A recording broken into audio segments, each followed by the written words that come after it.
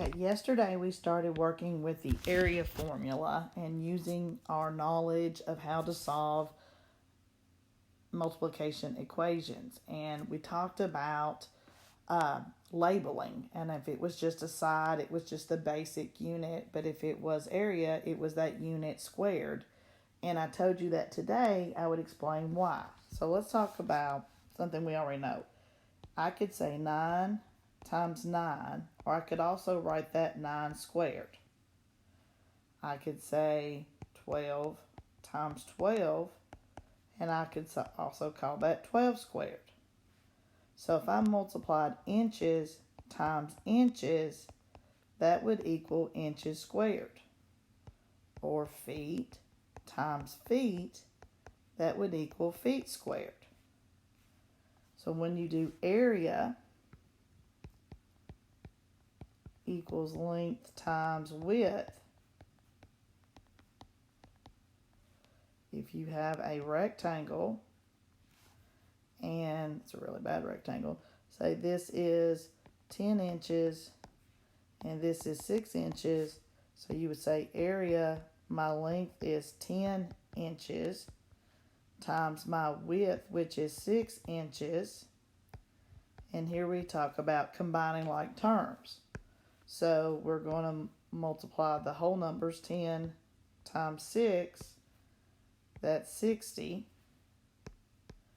And then inches times inches would be inches squared.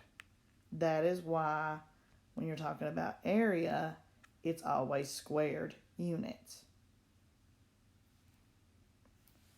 So today, you can see that I'm giving you a rectangle, and you know the length, and you know the width. So when you want to find the area, which is what you don't know, you would do area equals length times width. This time we don't know the area. We know the length is 18. We know the width is 6. Now, when you go to solve, the whole point is to isolate your variable. Well, look at that variable a. It's already isolated. I don't have to do anything to isolate it. That a is already by itself. So no opposite is needed to be done. So you just would do 18 times 6. Let me get my calculator up because it's 10:30 at night and I'm tired. And that would be 108. And since this was feet times feet, that would be feet squared. Now, on your computer using it, you can't do that little exponent 2 real easily. So you could also write this 108 square feet like that. 108 square feet.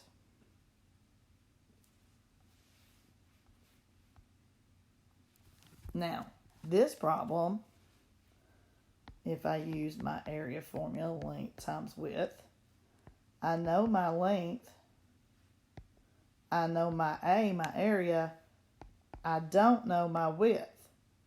So like we were doing yesterday, I substitute 84.96 for the area, substitute 7.2 for the length, and I don't know my W. Now, look at this problem. This is different than the one we just did because my variable W is not isolated. It is not by itself.